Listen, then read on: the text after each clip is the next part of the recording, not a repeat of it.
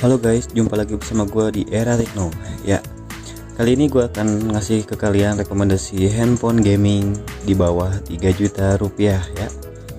Yuk, yang pastinya kalian nih lagi nyari handphone ya. Mungkin dia bawah 3 juta bingung nih mau nyari handphone apa gitu ya buat main game, yang buat gancar jalanin games. Nah, kali ini gua akan ngasih tahu ke kalian semua handphone yang rekomendasi buat games ya. Oke, tenang kok. Gua pure nawarin ke kalian sesuai apa yang speknya bawakan ya. Spek handphonenya bawakan. Nah, dan juga untuk di handphone tersebut itu lagi dia udah bisa jalanin games yang berat ya, meskipun enggak selalu wah gitu ya kayak yang handphone pad. Setidaknya kalian udah nyaman banget memainkan games di handphone yang akan gua rekomendasiin ke kalian. Yuk, check it out.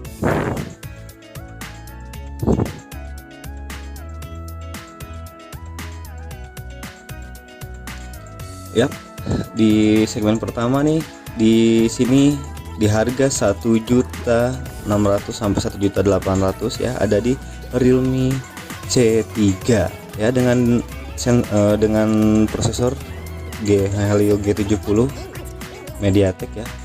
Nah, jangan salah, MediaTek di sini udah kuat jalanin games nih. Kalian mau jalanin games PUBG bisa settingan di Smooth Ultra ya. Tenang. Jadi kalau misalkan kalian pengen lancar jalanin games, nyari handphone bingung di bawah 2 juta atau di bawah 3 juta, nah ini rekomendasinya nih di Realme C3 ya. Ada di kisaran harga 1,6 sampai 1,8 jutaan ya. Mantap nih. Dan juga di sini udah 3 kamera dan baterainya besar nih guys. Kalau buat main games bisa tahan lama ya, apalagi dilengkapi dengan Helio G70 ya, chipset seri mid tapi powerful juga nih ya, nggak bisa diremehin. Nah, mantep nih ya. Yang kedua ada di Realme 5i ya, atau di 5i ya, ada di kisaran harga 1.900.000 sampai 2.100.000 ya. Ada dua varian juga nih di sini, ada varian yang RAM 4 GB/64 dan juga ada 4128 ya. Dia pakai prosesor Snapdragon 665 nih guys. Nah, meskipun tidak sekencang yang meski gak sekencang Helio G70, tapi di sini di Snapdragon dia buat main games lebih stabil ya. Jadi dia chipsetnya itu hemat daya dan juga stabil untuk performanya. Meskipun settingannya belum kebuka kayak di Helio G70 nih buat di PUBG. Jadi kalian bisa unlock aja pakai GFX tool ya untuk unlock performa di Snapdragon 665 ini. Nah, oke, di sini dia sama kamera 3. Yap. Yang ketiga ada di Redmi Note 8 nih guys.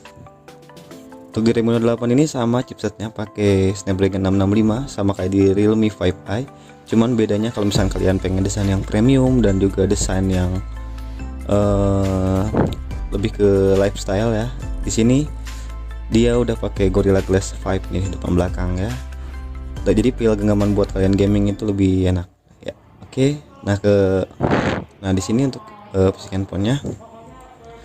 Untuk di Redmi Note 8 ini dia punya kamera 48 megapiksel. Jadi kalau misalkan kalian suka main game dan suka foto-foto juga, di sini cocok banget nih guys.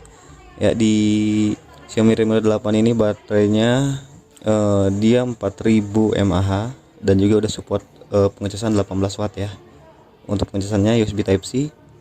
Nah, kalau misalnya buat main games, nah kalian juga kalau misalkan mau unlock settingan juga bisa pakai GFX ya kalau di PUBG. Oke. Nah, masuk ke segmen seri keempat nih guys. Nah, di keempat ini di sini dia ada di Redmi Note 8 Pro. Kenapa gua nggak nyaranin Realme 5 Pro, Bang? Nah, di Redmi Note 8 Pro ini chipsetnya udah Helio G90T nih. Tenang, kalau misalkan kalian anggap namanya MediaTek, wah ampas main game nggak bisa. Nah, jangan gitu dulu bro. di MediaTek G90T ini dia udah pakai seri Cortex terbaru ya A76 untuk seri Cortexnya. Nah di sini di MediaTek Helio G90T ini kalian misalnya kalau mau jalanin game kayak PUBG gitu dia bisa settingan di smooth extreme ya. Dan juga kalau misalkan kalian buat main games Mobile Legend, nah udah mentok kanan palingan kayak settingan Ultra HD nya belum kebuka. Nah di sini juga baterai 4500 dan untuk dari segi pengecasan udah dapet casan 18 watt nih guys. Jadi gue yang nyaranin ke kalian di sini itu di Redmi Note 8 Pro ini, selain harganya murah ya, cuma 3 jutaan, 2.9 sampai 3 juta. Nah, di sini juga buat mainin game berat juga ini mantap nih. Segar dilibas ya. Dan juga untuk performanya gak usah diragukan lagi, nih bagus banget ya. Kalau kalian suka kamera juga boleh. Di kameranya dia 64 megapiksel nih, bagus banget. Dan juga baterainya besar ya. Mantap nih guys. Oke, sekian.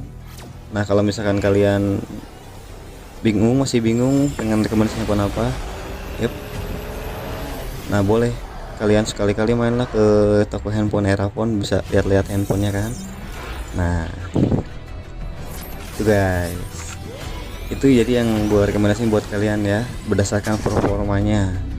Nah, dari sini kenapa gue ngajarin handphone lain, karena gue nyari handphone yang resmi nih guys. Jadi kalau handphone resmi itu ya buat kebaikan kalian semua, biar kalian makanya dan juga gak terjamin ya. Sebenarnya banyak di luaran handphone kayak